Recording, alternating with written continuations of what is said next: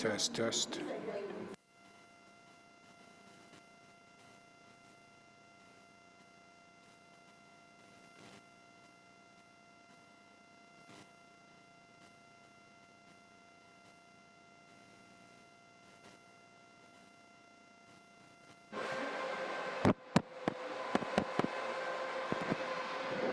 Test. Testing. Testing.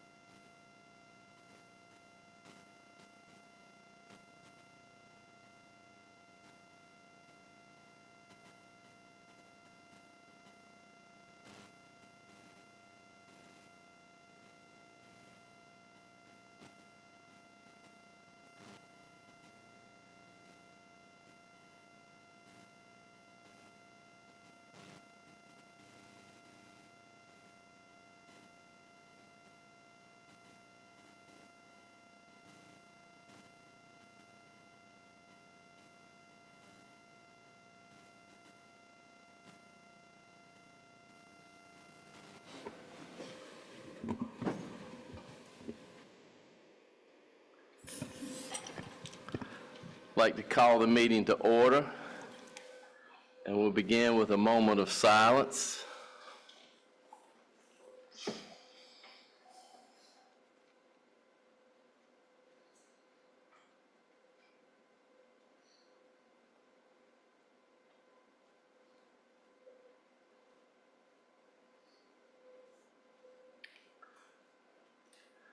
All right, well, let's all stand for our Pledge of Allegiance. Pledge allegiance to the flag of the United States of America and to the republic for which it stands, one nation, under God, indivisible, with liberty and justice for all.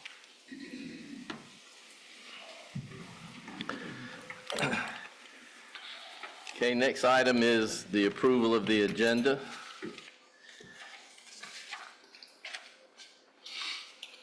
And then we have to make a change because there was a rezoning item that can't be done without a public hearing first. Yes, sir. And also we need to, last month we inadvertently left off an action item regarding a request from the ABC board. So we would like to add that back on as an action item. Mr. Chairman, I move that we delete item number 8, proposed rezoning, and add in its place the ABC waiver request. Second. Any discussion? Not all in favor signify by saying aye. Aye. Aye, Brian Max Taylor. Aye. Aye. Motion carried. Agenda's approved as amended. Conflict of interest statements. In accordance with the rules and procedures adopted by this board in section 153A-44 of the North Carolina General Statutes, it is the duty of every member present to vote on all matters coming before the board, unless there is a conflict of interest as determined by the board or by law. Does any board member have a conflict of interest with respect to any agenda item coming before the board today? If so, please identify the conflict and the board will consider the matter. Does anyone have a conflict? No conflict. No conflict. No conflict. No conflict. Okay, we'll move on to item 5, citizen comments. Thank you, Mr. Chairman. Citizens, when your name is called, please approach the podium. You'll have 5 minutes to make your comments to the board. The chair will cut off all speakers exceeding their allotted time. If you have any questions of the board, you will receive a response from the board or county staff. The board will not respond or otherwise engage in a dialogue with you during your allotted time. Pursuant to North Carolina law, this time is allotted on the agenda for public commentary on county business. Excuse me. This time is not an open forum to be publicly critical of the performance of any county commissioner or county employee, and the chair will maintain the order and decorum of the meeting. Mr. Earl Daniels.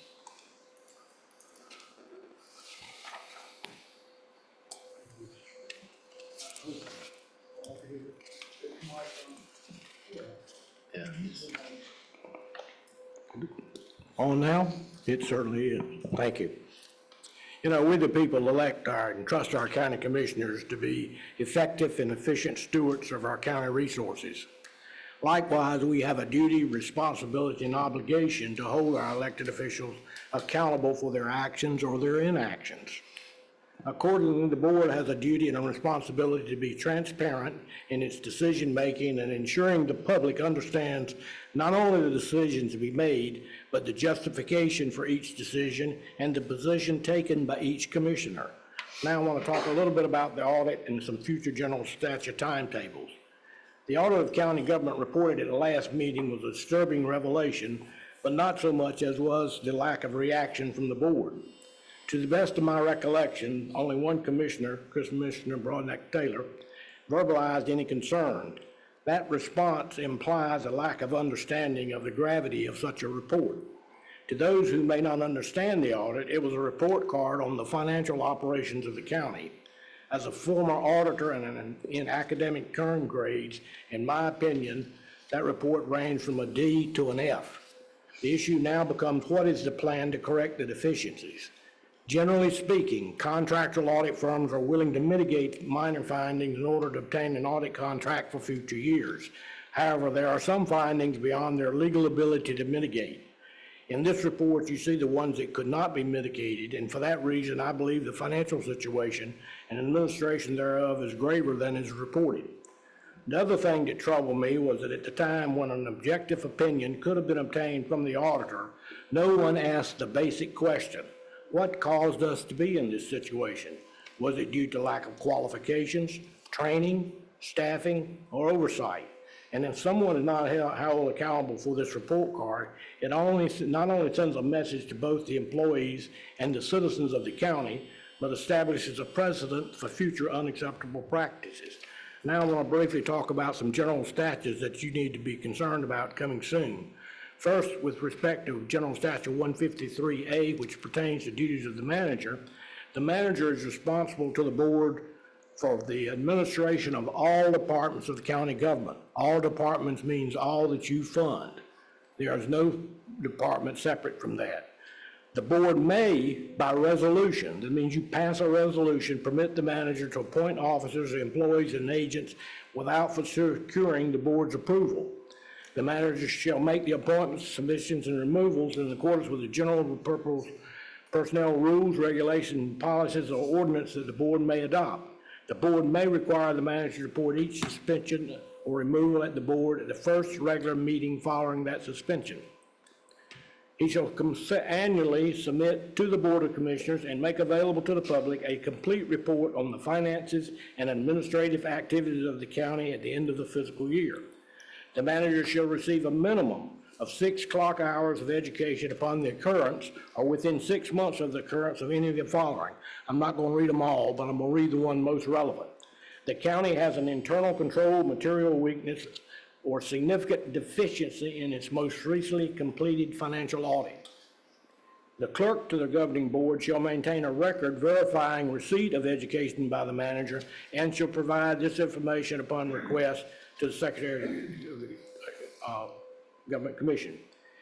General Statute 159.9 talks about budget. In counties and cities, having a manager form of government, the county or city manager shall be the budget officer. Before 30 April of the fiscal year, each department head shall transmit to the budget officer the budget request and revenue estimates for his department for the budget year. That means that this month or early next month, your budget guidance needs to be out to the department heads. The budget, together with the budget message, shall be submitted to the governing board not later than June 1. The budget and budget message should be submitted to the formal meeting of the board. That's an open session. The budget officer shall include in the budget a proposed finance plan for any intergovernmental service funds and information on capital projects, grant projects, and settlement projects authorized in the ordinance of GS 159. Finally, on the same day that he submits the budget to the governing board, the budget officer shall file a copy in the office of the clerk to the board, where it shall remain available for public inspection until the budget ordinance is adopted. The clerk shall make a copy of the budget available to all news media in the county. He shall also publish a statement that the budget has been submitted to the governing board and is available for public inspection in an office of the clerk to the board. The statement shall also give notice of the time and place of the budget hearing. And before adopting it, the budget personnel must be heard, the budget heard. And finally, I will close with this. Each local government shall at all times have a finance officer appointed by the local government. That says all times. So in the absence of a finance officer,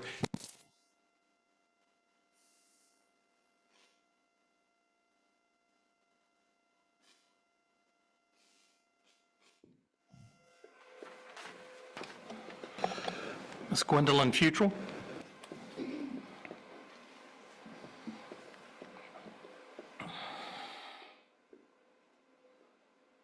Good evening, Chairman, Vice Chairman, Good evening. Commissioners, and Alabama County citizens. I have a couple of two concerns. In the meeting, is it on?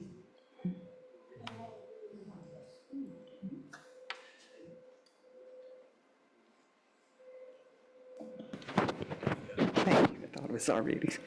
In the meeting of April 15th, 2024, it was said that the board had said that they were in the process of getting urgent care in Northampton County, and I haven't heard anything else about that. And it was something that we really needed, so I was kind of concerned about it, if it was still on the table, if you still had plans for it, or what's the update on urgent care for Northampton County. It would be something that would be very useful for the beneficial for the citizens, especially on the other end of the county. So I would like to know what is the process of that, of the update. Also, my second concern is I wanted to know who is responsible for the cleanup of the debris and all this behind the gym at Creasy School, the fence, that all that debris that's back there behind it, everything has been blowing right up against that. I brought that to the board probably last year or so, to see if we could get that cleaned up. If we can get it cleaned up now, then maybe it will salvage the fence. Because if the roots and stuff start growing up in the fence, then it might make the fence collapse. So I was really concerned about that because there are senior citizens that live right there. I'm live in that community, and I'm a taxpaying citizen, so I would like to know if there's something that could be done. I don't know if it's a county or the town. I understand that it's a county, so I would like to get some information on that. Thank you very much. Mr. Chairman, those are all the comments I have. Thank you. Okay, the next item is presentation from Roanoke Chowan Community College. Good evening, Commissioners. Thank you for this opportunity to come before you and talk about Roanoke Chowan Community College. Is the presentation up? There it is. Okay. I want to talk about some of the things that have occurred at our college over the last 3 years. As many of you know, I started at the college May 1st of 2021. And it was an uphill battle, but it was a great battle that we've had. And we've overcome a lot of challenges that we had in the past. And I just want to talk about some of the great things that have happened since 2021. One of the things of note is that in Northampton County, we have served almost 800 of the citizens of Northampton County over the last 3 years. Over the last 3 years, we've served about 5,000 students from Northampton, Hertford County, as well as Bertie County. And we're very grateful for the partnership that we have with all of our counties, and especially with Northampton County.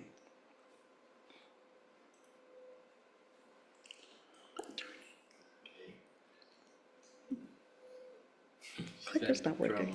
If you get him to do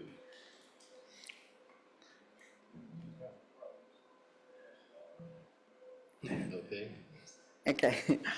This is a breakdown of the students that we have served over the last 3 years from Northampton County. In that top line, you will see unduplicated students. And unduplicated students simply means that if a student came to our college for more than one semester, we only counted them one time. And as you can see that we've had students from curriculum, we've had continuing education students, and we've also had our college and career readiness students. And college and career readiness students represent our student population of students who did not have a high school diploma and who've come back to gain that high school diploma. The numbers you see below are the duplicated head count, which means that students came more than one semester at our college during a given year. Some of the highlights for the enrollment for Northampton County is that between FY22 and FY23, Northampton's continuing education enrollment increased by 15.82%. And that same year, our continuing education and curriculum enrollment combined increased by almost 8%. In FY22 and FY24, Northampton's curriculum enrollment increased by 8.7%. So as you can see from those numbers, the number of citizens that we serve in Northampton County continues to grow, and we're very excited about that.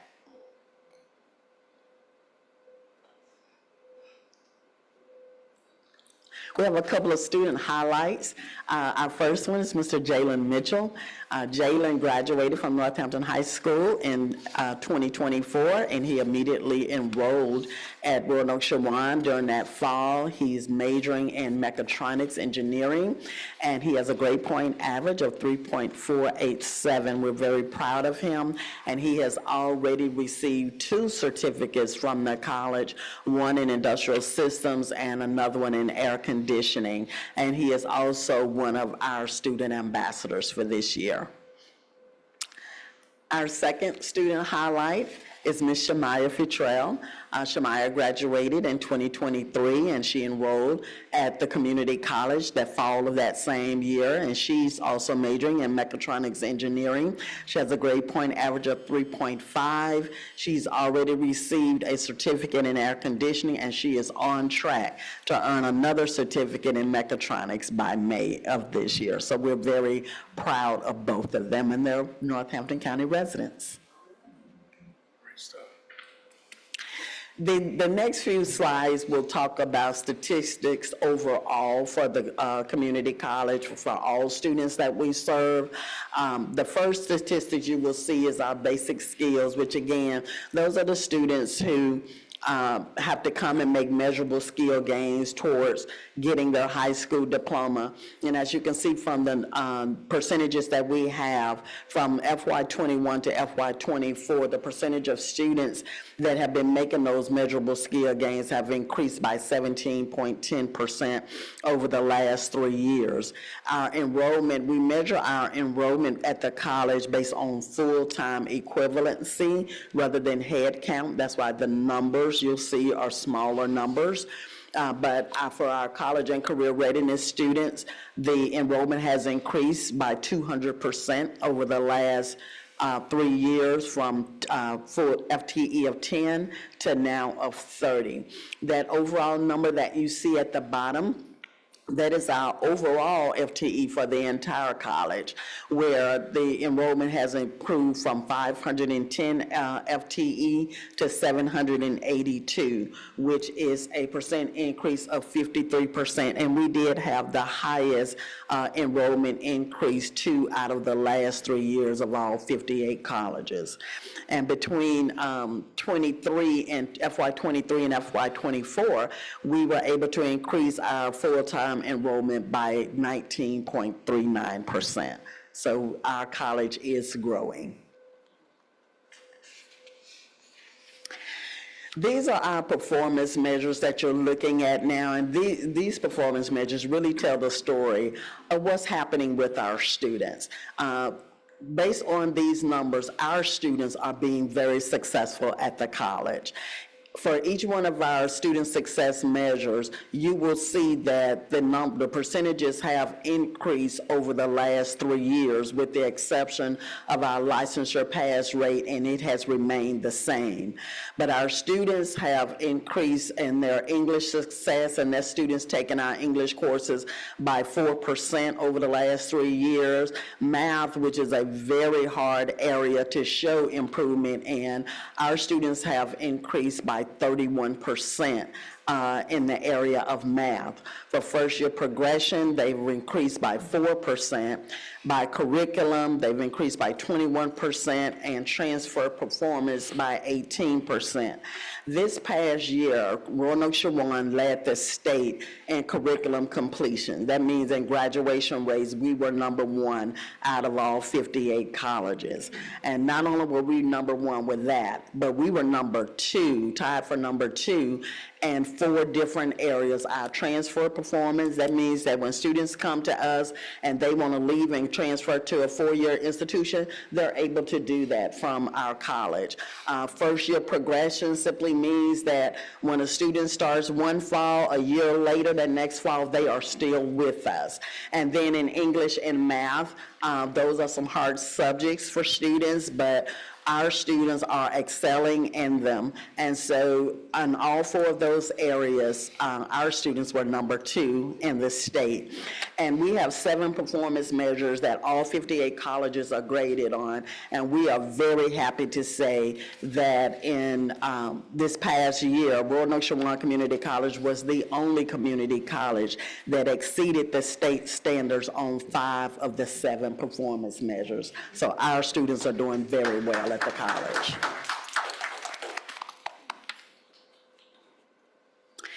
This slide will help us to hone in just a little bit more on our student success measure to really look at what happened in Northampton County. So in FY '23, for English success, Royal Nokshawan Community College was at 59%. But if you look at that dark blue line, you will see that Northampton County students was at 63.6%. So they were beating the average at our college. Their percentage was 4% higher than what the entire college was doing. On first year progression, as you can see, all the Northampton County students stayed above 70%, which is excellent. But if you check out FY '23, Royal Nokshawan's first year progression rate was at 67%, but Northampton high school students was at 83%, 16% higher than the college. For curriculum, which is our graduation rate, the reason I want you to see where the Northampton students were in FY '22, they were at a 30% graduation rate, which was half of where we were at the college. But look at how they turned things around in 2024, 85%. That is outstanding. So they improved their graduation rate by almost 200% over a 3-year period, and they should be commended for that work. Our curriculum students for enrollment, our enrollment increased on the curriculum side by 33%.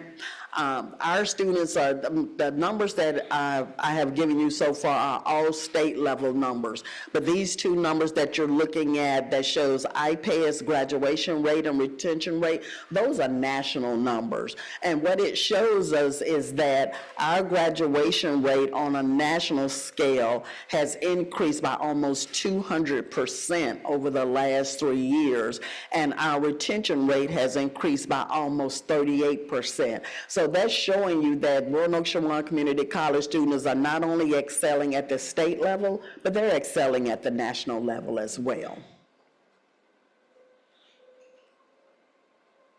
For continuing education, our enrollment has improved by 102% over the last 3 years. Some of the accomplishments of our faculty and staff work just as hard as our students, and we have signed a partnership with Martin Community College because they don't have a nursing program, and so they send some of their students over to our community college to participate in the nursing program. And I just want to note that last year we earned a 100% passage rate for our nursing program, so we are very excited about that. Over the last 3 years, we have also developed a new strategic plan. We've developed a new facilities master plan. All colleges must maintain their accreditation, and I am sure you all remember around 2019, 2020, Royal Nokshawan had a few problems with this accreditation back then, but we have bounced back. We had our decennial report in 2022, and they reaffirmed us in June of 2023. So we are fully accredited for the next 10 years. We had no issues on our compliance report and no issues on our quality enhancement report. So we're very excited about that. Some more work that our faculty and staff have done, and that is to bring money into the college. We get state dollars, we get county dollars, but that's not enough for the college to operate. So we have to write grants, and our faculty and staff have been very busy writing grants to bring money in. In the last 3 years, we have brought in almost $20 million from external funding into the college. And a big part of that is the $15 million that we received from the General Assembly to build a new allied health building. So we We are excited about having a new place for our health programs to reside, and we've also received funding to support our welding program, to also start an LPN program, and to expand our EMT program. So we are excited of that. We have external partners at the federal, state, and local level that are now investing in our college. The next three slides that you will be seeing is showing a comparison between our enrollment and the budget that we receive from our three counties. We serve three counties. We share Northampton County with Halifax Community College. We share Bertie County with Martin Community College, and then we cover Hertford County alone. As you can see on the enrollment side, in 22, 13% of the students that attended Royal Nokshawan came from Northampton County. On the left side of that, what you will see is the budget that we receive from our three counties. And Northampton County contributed 5% to our budget. Now, I do want to note this slide isn't up there, but in the previous year, Northampton County contributed 2% to our budget. So what I want you to know is that the amount of funding that we've been receiving from Northampton County has been increasing. The next slide is for FY23. Our enrollment, Northampton County's enrollment went down slightly to 12%, and that's mainly because Hertford County's went up to 45%. But if you notice on the FY24 budget we received, Northampton County contributed 8% to our budget. So again, the number is going up. They've gone from 2% to 5% and now to 8%. And this past year, 14% of the students who are enrolled at Royal Nokshawan Community College have come from Northampton County. And the budget that we receive stayed stable at 8%.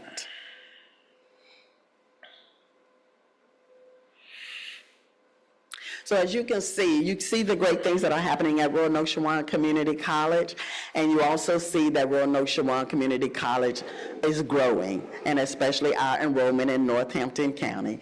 I will ask the board if you would be willing to consider to begin funding the college for the same level of percentage that we have for enrollment as you do in your budget, in the budget. This is just a scenario. If the budget had been funded at the same level of 14%, rather than 14 versus 8%, we received $110,000 this year to our budget. That 14% would have been $195,000. So a difference of $85,000, and $85,000 could make a great deal of difference in the lives of our students. So I leave you with that for consideration, but all is well at Royal Nokshawan Community College. Our students are doing great, and we are looking forward to serving more students and more citizens from Northampton County at our college. Thank you. Thank you for your presentation, and we will certainly take this under consideration, and I enjoyed having it shown for the whole board. I went to a presentation about a week or so ago, so I've seen this, and that's why we invited her to present that to the full board. Thank you. Thank you.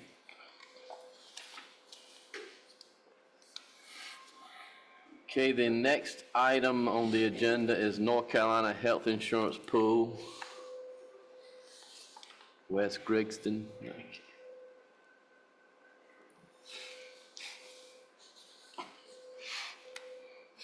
evening, everybody. Good evening. Good evening. I'm not gonna hold you all long. My name is Robert Jones, the Benefit Specialist with the county. Okay. Everybody hear me? Okay, all right. My name is Robert Jones, the Benefit Specialist here for the county. Stand before you all to obtain the board's approval for a 3% increase in medical coverage for the 2025-2026 fiscal year. Now, all our other carriers will remain the same. At this time, I'm just going to throw a few rates at you all that we currently pay right now at this time. Right now, the county covers about $872.58 per employee, and the new increase in rate would be $898.76 with an increase of $26.18, which is the 3%. Now, the national average right now is around 8.6 to 8.9, so the 3% increase that we are getting is a whole lot better compared to a lot of the other carriers that we have at this time. But right now, I'm not going to talk you all's head off. I have Gallagher here from NCHIP, who's going to further answer any other questions or concerns that you all may have. So at this time, I'm going to call Wes from Gallagher, who's going to further, like I said, answer any other questions you all may have.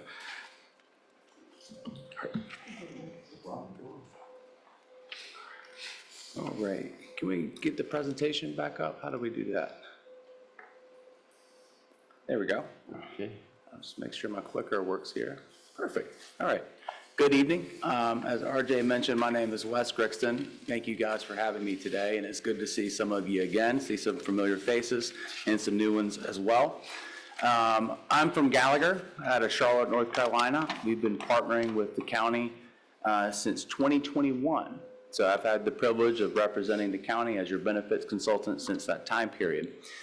For the time that we have today, I thought it would be really beneficial to give an overview or a history of NCHIP. NCHIP is the acronym that we use for the North Carolina Health Insurance Pool. The county is a member of NCHIP, and I think it's important to understand how NCHIP has greatly benefited the county, not only financially, but also providing you with a stable carrier year over year over year. So we'll talk a little bit about that. So I do have the privilege of leading NCHIP. NCHIP was founded back in 2018 with 7 local governments across the state. So we're in our 7th year of operation. We have grown NCHIP to 29 local governments, 14 of which are counties, 15 of which are municipalities. If you add their employees, we have north of 10,000 employees covered, and spouses and children bring that number to 15,000. And so my job is to represent this body of 15,000. We're viewed as one of the largest employers in the state of North Carolina, and that gives us a tremendous amount of leverage and purchasing power on behalf of NCHIP, and we're able to pass that off into lower renewals for our members. And I'll talk to you a little bit about that. So I've mentioned our history. We started July 1 of 2018 with our 7 pioneer members. We're open to all municipalities and counties across the state of North Carolina, but you have to have at least 51 employees or more on your health plan. It is also important to note that you're admitted by the Board of Trustees. The county actually sits on the board. So you're the ones that are evaluating the risk profiles of prospective members that are submitting their applications to join, and based off of their claims history, they can either be approved or denied by the board. So that is a cost containment measure that we have in place. The county has already gone through that process to be reviewed and approved. That happened back in the spring of 2021. So you're a member for as long as you want. You can't get kicked out for any reason outside of not paying your bills on time. I get the question all the time, can we get kicked out for poor claim performance? The answer is no. That's why people join NCHIP, is because nobody's able to project how many high-cost claimants you're going to have from one year to the next. As far as the governance goes, we have very strong leadership on our board. Our executive committee is made up of leaders from across the state. This is a quick visual of our membership. From the left there, you can see our Pioneer 7.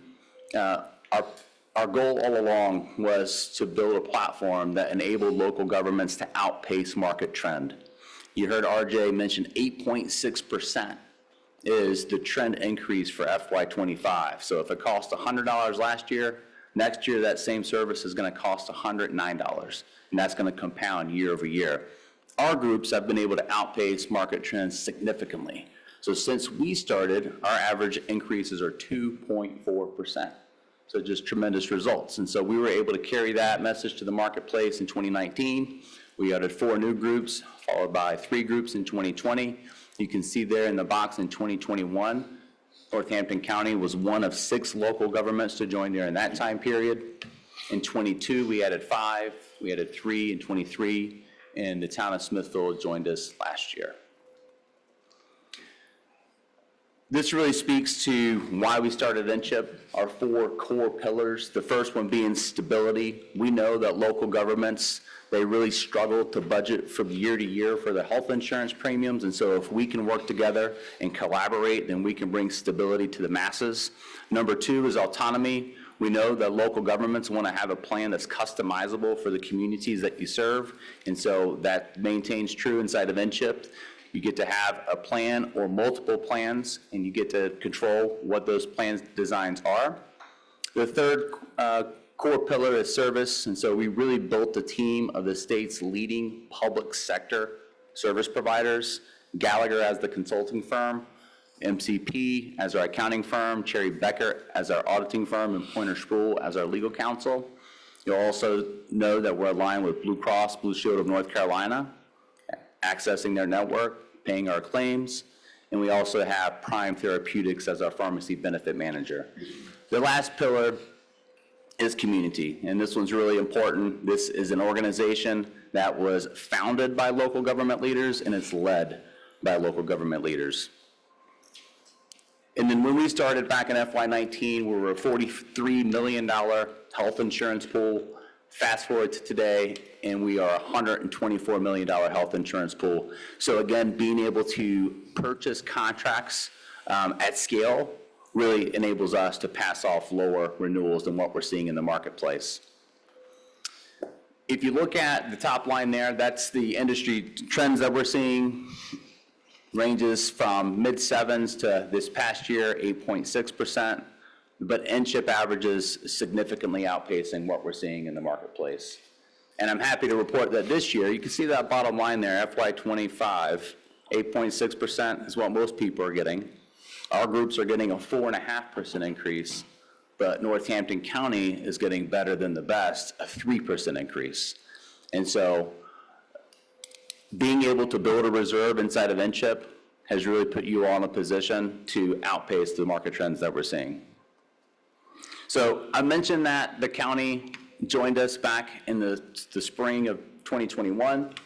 And so at this point in time, we were able to take a look at your claims history, project costs into FY22. We presented a proposal to the board, or first to NCHIP's board. The NCHIP board approved it, and then we put it back in front of your board to sign off on the resolution. So I just wanted to update folks onto that time in history back in 2021. And you can see since then the stability that NCHIP has provided. That very first year, a 4% renewal, followed by 2.8, followed by 3.5, and then this year we're proposing a 3%. And so when we're seeing a lot of our clients that don't have access to NCHIP, because we do have clients that are in the private sector, and they don't have access to public pools like this one, we're seeing what we're seeing on the left-hand side, those 7 to 8% averages year over year. One thing to note is that green box right there, our members, we have a policy that caps your renewal at no more than 6%. So let's say one year that claims were way more than we project, then it's okay inside of NCHIP because you're protected and those claims are shared with all of your local government peers, and we cap our renewals at 6%. The one thing I mentioned is your reserve position. So as a member of NCHIP, the ability for the carrier to make a profit on the county goes away. On good claims year, that money is now tied to the county. And you can see in the middle column, we ended last year with $585,000 tied to the county. Through the first 6 months of the plan year this year, we're running a 102% loss ratio, so a little higher than what we would expect, but that's okay because you're well reserved. You're still at $475,000 in reserve, which is 2 times the estimated needs of our underwriting team. But what I love to see here is that 4-year track record at 3.3% average. And so it's, doing exactly what it's supposed to do for the county and creating that funding stability. If we look at your total funding in FY '25, $3.4 million. That 3%, I know RJ broke it down into a per employee change. This is looking at it at a annual level, but that 3% will bring that total funding to just north of 3.5 million. And then we work with the staff and you all to decide how much of that could be absorbed by the county versus employee contributions. And this is the last piece on the financials that really brings it all together. When we were having initial conversations with the county back in 2021, your health plan cost $3.5 million. And at that time, the county was with Cigna. And we did an analysis that basically said that the county is paying too much for the plan that Cigna is offering you.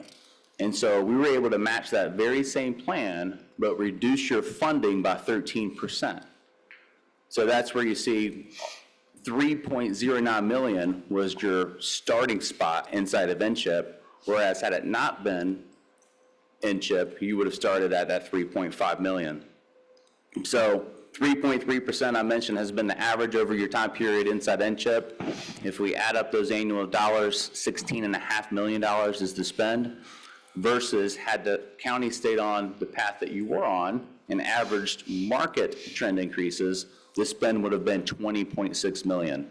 So a significant amount of savings you can see year over year being able to outpace those market trend increases. Another added benefit is the fact that your employees get to maintain the same network access, so the same hospitals, the same doctors, and the same covered drug list. Before that, it was Cigna 1 year, MedCost the year before, and there was a lot of movement between carriers. That hasn't happened in the past 5 years here at the county, and I think that brings a lot of comfort and peace of mind to employees that have that Blue Cross card in their wallet. So lastly, I'll touch on the timeline. Because NCHIP is so large, we're able to project costs 6 months in advance, which is why we're having the conversation now. It puts the staff in a position to have open enrollment as early as April 28th. There's a lot of planning and lead up that goes into open enrollment. Our team, we work closely with the HR team on employee communication materials, making sure that the online enrollment platform is built and ready to go live by April 28th. And so it's, from a timing perspective, those are some of the key milestones. The last thing that I'll mention in regards to open enrollment, when we started working with the county back in the spring of 2021, there was a lot of manual processes. There was paper applications that were submitted to the carriers, very inefficient way to maintain accurate benefit programs. Inside of NCHIP, Northampton County has access to Business Solver, which is an online HR platform. And so any adds, terms, and changes that are made to benefit plans are all made online. Any enrollments that are made by employees are all made online. All those elections are captured during open enrollment electronically and then automated to the carrier partners. And so we've made really big strides year over year enhancing the internal processes, going away from the manual, going to more of the automated, and the HR team has done a tremendous job in gravitating to that. So with that, I'll close out my comments and see if there's any questions. I have a question. Yes, ma'am. In reading over your information, you all had a wonderful mission statement, your mission statement and your vision statement. And I made a note where it said you have a commitment to member success with actionable member analysis. I guess my question to you is, in what you do you all ever do a needs assessment on how our employees in Northampton County feel about the benefits that they are receiving, and if they're happy or if any other additional changes need to be made? My concern is making sure that the employees of this county are happy with the health coverage that they're receiving. And I would just want to know, is there any type of needs assessment that that you all do to kind of help us with that information in order for us to maybe on our end, improve some things so our employees that work for us get the best service? That's a great question, and I think there's a couple of opportunities, during the year to be able to solicit feedback.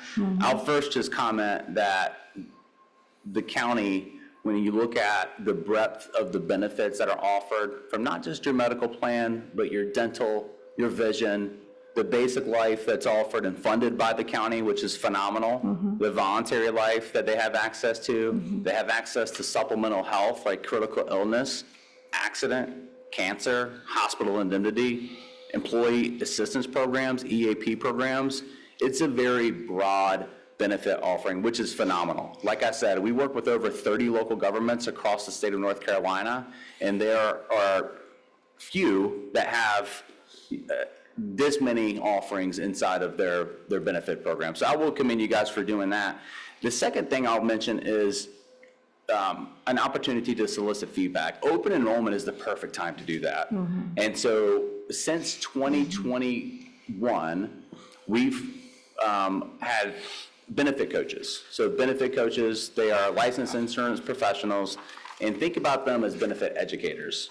And so they're the ones coming on site, meeting with employees, making sure that they get the questions answered on the health plan, all the way down to the EAP program.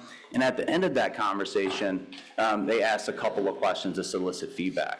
But I could say, we could work closely with the HR team to make sure that we capture the feedback that's important to the board, but that's a great opportunity to do it. You got a captive audience, they're meeting with the benefit coaches, and that could help us further enhance what you guys are already doing well. Thank you. Any other questions, commissioners? Yeah, Wes, thank you so much for the thorough presentation. When you talk about the 3% increase, okay, factors, just in general, what are, when you talk about specifically some factors, in this economic times that we live in, it's hard for anything to just flatline. And what you all are doing is phenomenal when you talk about 7.5 versus a 3% increase. So what are factors that lead to the increase that across the board that you have seen? Yeah, it's a great question. And one of the trends that we're seeing, at a macro, looking at all 15,000 members, is the percentage of the claims dollar that's being spent on pharmacy, that's going up year over year over year. And you guys, y'all see the commercials all the time. I mean, we're nonstop, fed all these commercials, take this, ask your doctor about that. And a lot of these medications come with a big price tag. Now, I'm going to isolate one group of medications, GLP-1s for diabetes and weight loss. Specific to, some of the weight loss, those scripts can cost upwards of $1,000 to $1,500 per script.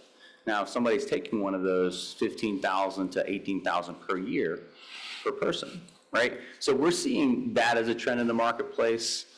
Just the rising cost of specialty medications. We're seeing high-cost claimants. There's always going to be high-cost claimants, whether it's cancers, whether it's specialty meds, whether it's premature children, those types of things. But if I were to talk about one trend that we're seeing in the marketplace, is the increased use of pharmacy. Increased use of pharmacy. Any other questions? And Robert, so as it relates to the percentage that the county pays, what is that percentage for each employee? I see it broken down, employee only, children, spouse. But what is the percentage of the benefit working for Northampton County that the county pays? Right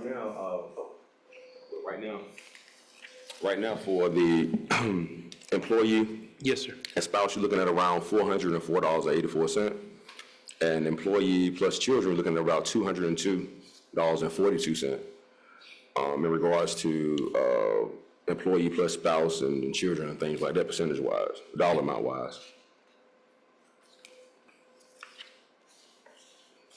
One thing that I found interesting, and you guys might find this interesting too, when we first started, and this is always a goal, and I think it's not just at the county, I think it's across the board, is you want to make coverage more affordable for dependents. for spouses and kids to hop on the plan. We hear that a lot. When we started working with the county, there were five. There were 5 employees that enrolled in something other than employee only. Fast forward to today, there's 5 times that. You have 25. And so that's an indicator to me that we're making steps in the right direction. We want to keep doing that. Any other questions? If not, then thank you for your presentation, and we'll take this up at the next meeting. All right, I have a little more things at the end. Okay, right now, we have 2 options. The county covers the total increase. Option 2, the employees / the county share the increase. This increase will allow employees continued healthcare at an affordable rate and maintain membership through NCHIP and Blue Cross and Blue Shield. But my recommendation would be that the board approves the 3% increase and continue to absorb the increase cost for the employees and, employee-only contributions. That's all I have. Okay, Appreciate that. thank you. You're welcome. And Robert, what is that figure? Is that 103,000? Say it one more time, what's the question again? Did the increase if the county absorbs it all? That's Yes, the, 103,000? It'll be the, let me back to it right quick. It'll be the, let me see, okay, increase of the $26. The increase was going from $872.58 Yes, sir. to $898.76. So it'll be an increase of $26.18 per employee increase. And if I read that right, for the total package, The total package. 100, Oh, I'm sorry. 103,000. Oh, it's all employees. That's what I was asking Okay. about. Yes. yeah, that's Thank what you. I You're welcome. had picked up. Yes, thank you.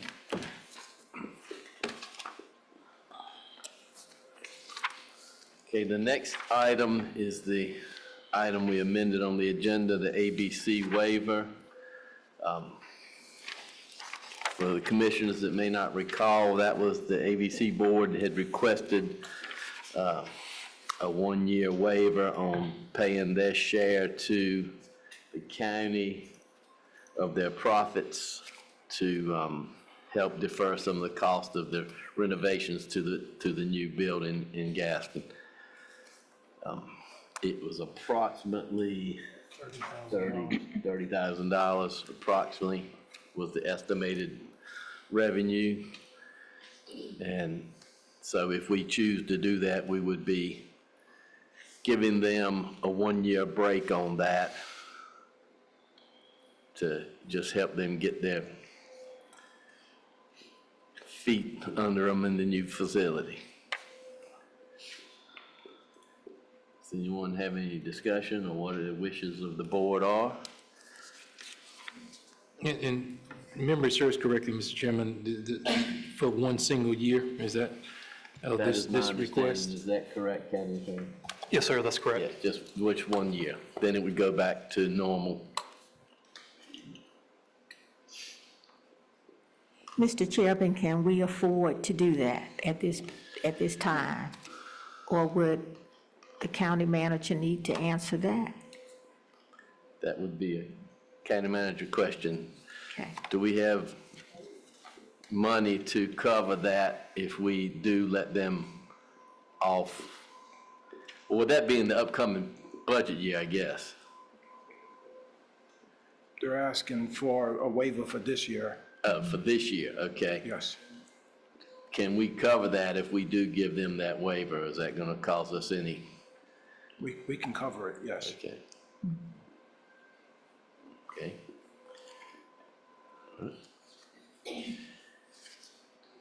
Any other discussion?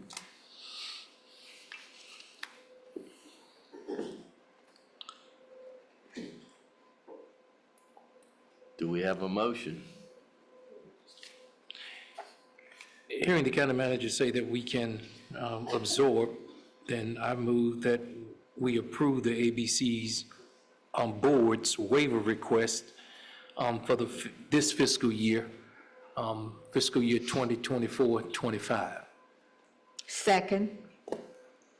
Any further discussion? Not all, those in favor signify by saying aye. Aye. Broadnax Taylor? Aye.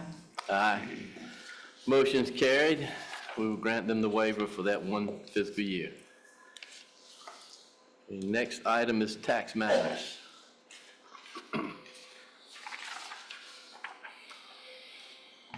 Good evening. Good evening. I am before you with 4 items to present to you on this evening, and I won't take all night doing it. All right, so the first one, I'm before you to obtain the board's approval to extend our 2025 property listing period through February 14th, 2025. The facts are, the Board of County Commissioners may by resolution extend the time during which property is to be listed for taxation as provided in this subsection. For several years, Northampton County Board of Commissioners have adjusted the listing period. This action provides for a greater conversion for the tax department resources. It also allows us to end the regular tax collection period and then direct our attention to listing. This extension will give the property owners 14 more days to list their property to avoid a 10% late listing fee. It is my recommendation that the board adopt an order directing the tax administrator to conduct the 2025 listing period from January 1 through February the 14th, 2025. I also have the resolution included in the package along with the advertisement that will be sent to the newspaper. If you would like for me to read that resolution, I'll be more than glad to.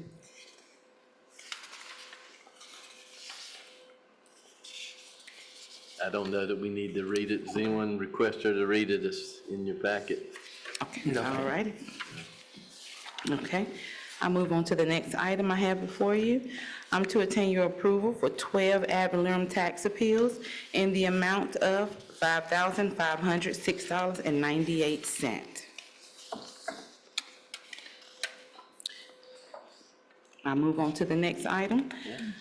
To obtain the board's approval for 4 motor vehicle tax appeals in the amount of $187.21. Last item I have to bring before you is to obtain the board's approval of a late application for property tax relief, and this is for 2024-2025. Those are my items that I have to present to you all on this evening. Okay. Question, County Attorney. Yes, sir. Do we need to act on this first item? That was my exact question, because the board doesn't meet again until the 17th of February, so I believe you need to take a vote on the listing extension tonight. Okay, Thank that's you. what I was thinking. Okay. All right, we will act on the other ones at our next meeting, but we do need to act on this request for the extension for listing. Do we have a motion to approve the extension of the listing through taxes through February 14th? I move that we extend it to February 14th. Do we have a Second. Okay, any discussion? Not, all in favor signify by saying aye. Aye. I, Brian X. Taylor. Aye. Aye. Aye. Motion carries on that, and we will address the other ones at our next meeting. Thank you very Did much. you have anything else? Okay, thank you. Okay.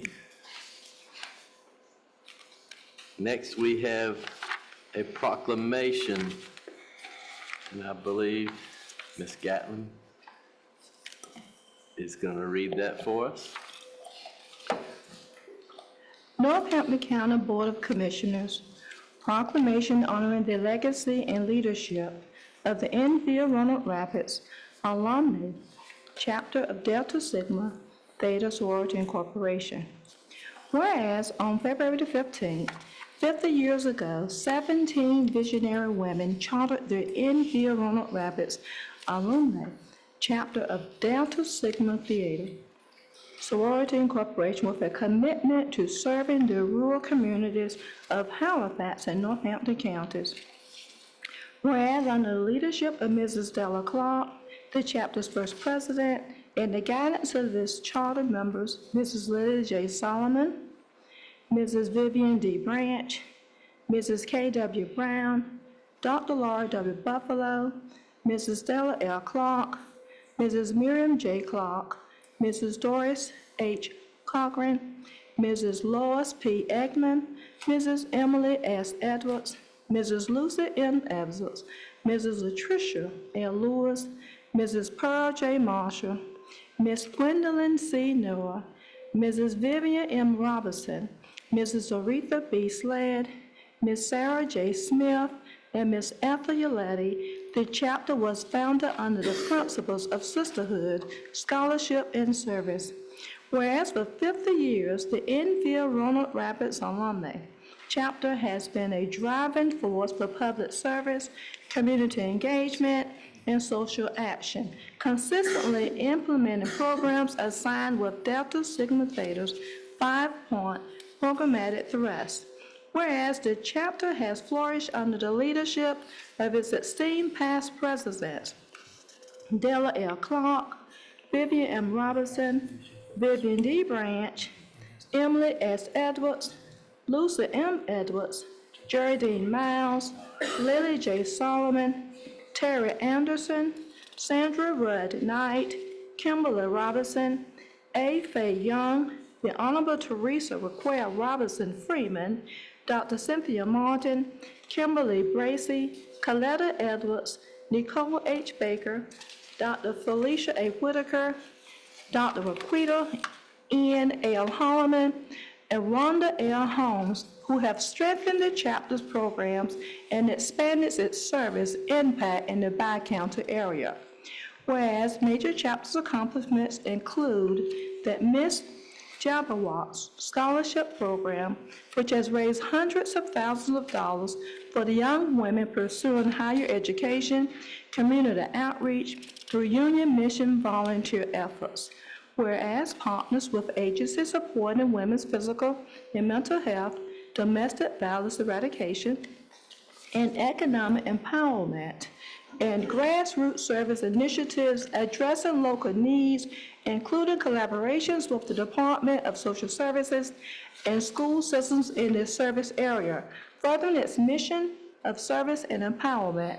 And whereas through the dedication of its leadership and members, the Enfield Roanoke Rapids Alumni Chapter has grown into a beacon of excellence, continually addressing the personal, social, educational, and economic needs of the community it serves.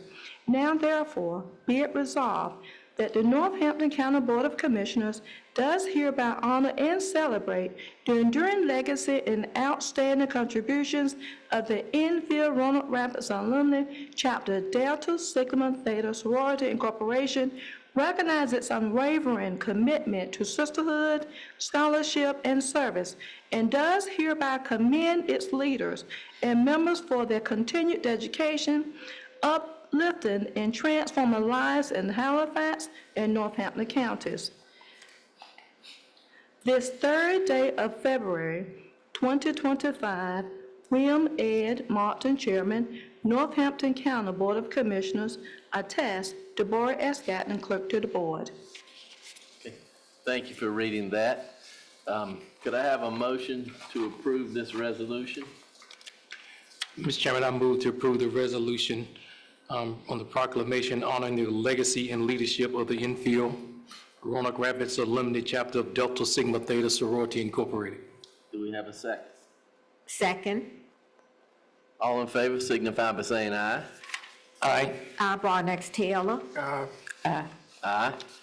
Motion is carried. Are there any members of Delta Sigma Theta tonight? Would you stand and be recognized? All right. Thank you. Thank you. Thank you for your service. Could you come forward and we will present this?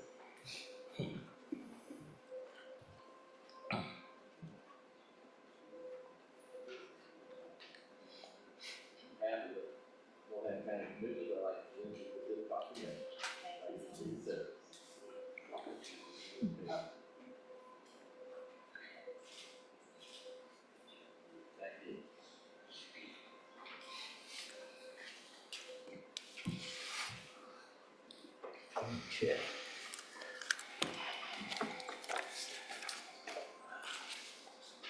Do we have a financial report?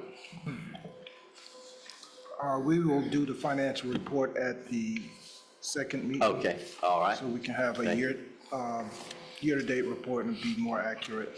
Okay. Do we have any comments from the county manager? Yes, sir. On the next meeting, I'll have the budget calendar ready for you all for review of all of the dates that I'm proposing that we meet for the budget workshops up to and lead into the actual adoption of the budget. Also, going to recommend this year that I'm going to invite anyone from the public that would like to come to my office and look at the line items or have questions about line items that I can explain to them how we come up with those numbers. To do that in a public meeting is just going to be very cumbersome and take a lot of time. But I'm also going to include in your packets this year the line item budget by department, so you all can have that. And I'll leave it for you all to tell me when I'm giving you too much information. So that'll be available. I just want to do that so that we can stop. Well, I just want to be more transparent. Put it that way.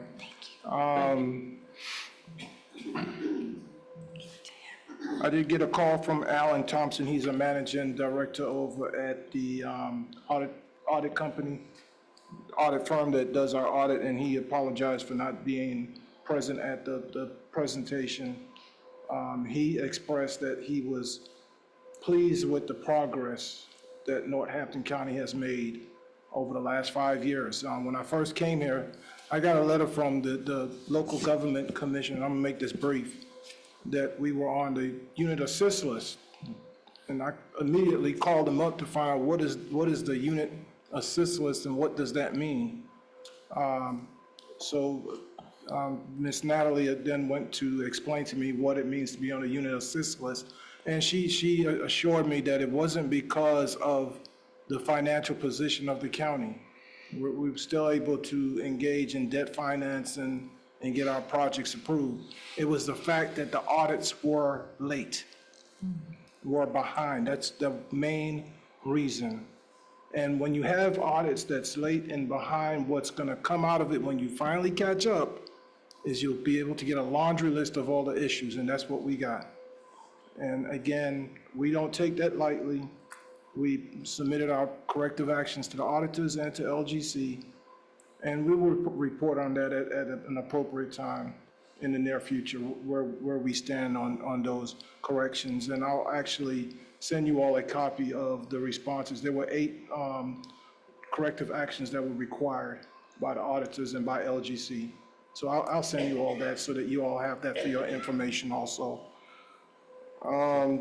I did meet with, we had a meeting with the Munis software provider, and the project for the payroll automation is on the way. We had our first actual meeting, so our target date is July 1st to have that system up and running. That's a total automation of our payroll system.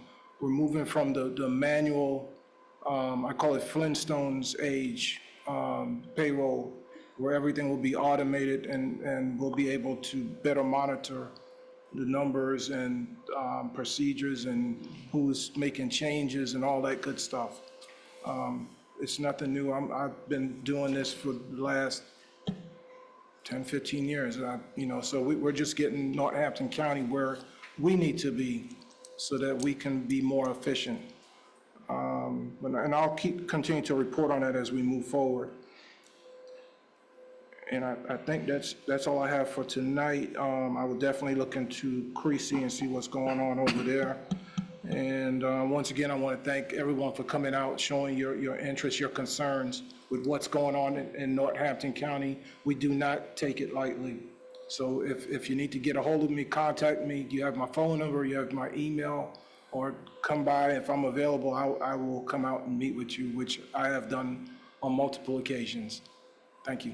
Be safe. Mr. Phillips, do you have any, I want to make sure I have it on my calendar, is there a certain date you have that the citizens can come in and meet with you? Do that certain date and time? I didn't limit it to a certain date, but I can actually put that in the calendar as well. Okay. making sure everybody has access to that information. Oh, yeah, we'll have that on the next meeting. Okay. Okay. Thank you. All right, we'll open it up for commissioners' comments. We'll start to my right. I'd like to say good evening to everyone. I want to thank the citizens for coming out and all of the individuals who gave presentations on tonight as well. I also want to give a special recognition to our Rich Square and Woodland Township citizens that are here on tonight as we are looking to better our communities. Definitely appreciate the county manager acknowledging that we'll look into some of the CREASY concerns. Also, I really appreciated the presentation from Ronald Shawan Community College. As we have a building that is in Rich Square, but it sits pretty idle, and so just looking forward to us increasing activity there as citizens have expressed an interest in having more activities, having more learning opportunities, and so we're super excited and happy about having the education center, but want to make sure we're maximizing the use of that purpose. Something else I also wanted to address, a comment that was made earlier in regards to only one commissioner having concerns about the audit. I would like to clarify that I did express concerns about the audit, and I had several citizens that appreciated my concerns that I shared about the audit, so I did want to clarify that for the record that I did express concerns about the audit, gave specific feedback as well as some next steps as we look to learn and grow from that situation. Also, just wanted to share with citizens that where we have transparency, we have trust. So it makes me feel really good to hear our county manager say that he's going to share as much information as possible, because as much as we can share, citizens can see that we don't have anything to hide, that we want to share this information. And by being transparent, it helps to build that trust. And so we're looking forward to building that partnership. I'm super excited about these events that he'll be having where citizens can come in. I'm super excited about also seeing the line-by-line items so that we can learn and grow together and continue to make Northampton County the best that it can possibly be. But again, I want to thank all of the citizens for coming out. I want to thank staff as well, because we appreciate all that you do. Thank you. I'd like to thank everybody for coming out tonight. We as a board, we have to do this as a group. I think we're all as close as my telephone. I get a lot of calls and I like it. I really do. It gives me an opportunity to hear what the public has to say, and I think we all have the right to say, you know, what we need to, and as a board, we're going to do our best, you know, to help our citizens and to give them a good Northampton to live in. And I'm proud of Northampton, and I do want to make it the best for everybody. And I thank you for your comments. Don't forget my telephone number, because it's always available. I have quite a few calls, and that's great. I like it. Thank you. Thank you for coming out. Thank you for expressing your opinions, and have a safe trip home.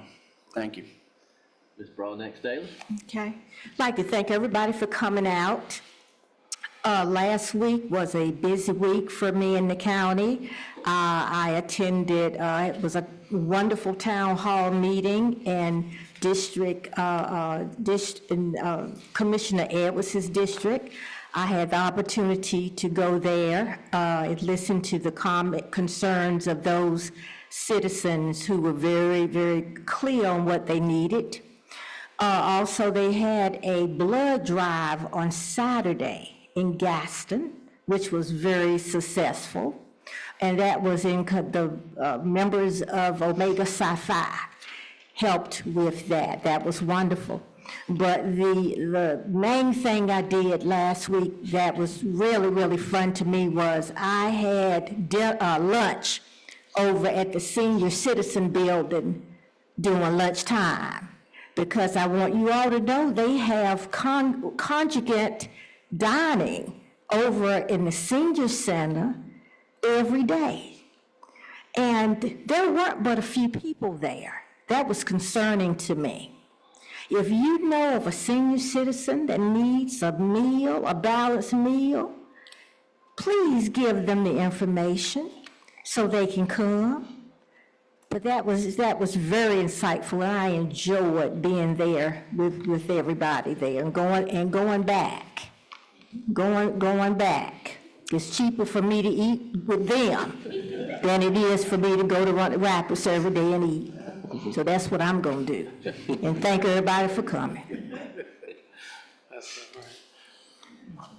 Yes, thank you, Mr. Chairman. Thank you, everyone, for coming out. I want to say congratulations to the Enfield Roanoke Rapids Alumni Chapter of Delta Sigma Theta for the proclamation, well-deserved, lifelong legacy. As you look at what Delta Sigma Theta Sorority Incorporated has done in the Roanoke Rapids, Northampton County, Halifax County area. Also, Trillium Health. I want to always keep everybody focused on Trillium Health, as mental health is a serious concern here in Northampton County. Serving on that board as they make their way around in Northampton County. You'll see the vans in Garysburg, you'll see the vans in Jackson, and if anyone is in a mental health crisis, please make sure that they are contacting Trillium so that the assistance can be given as needed. Also, it's Black History Month, and the Lake Gaston Community Center is having a program on February the 8th, which is next Saturday. At the LGC. If you are able and can make it, please come out to the Black History Month program at the LGC. When you look at healthcare in Northampton County, it's been a major concern and topic, and thank you to the citizens for bringing that up. It's been a constant demand, a constant outreach for an urgent care over the last 6 years, I know. That's how long I've been here. And we can bring you more up to date on all of my copious notes while we falter in those endeavors.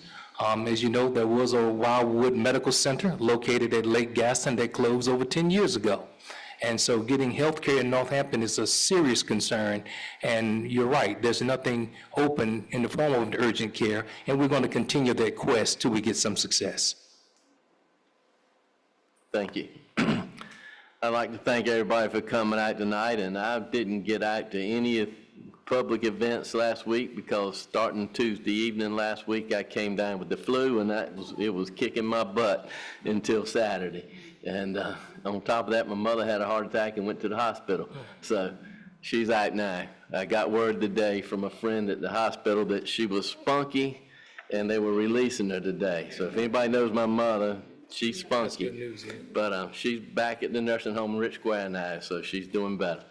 But I hope to be out more in the public from now on because I feel 100% better now. But thank y'all for coming out tonight and look forward to seeing you at our next meeting.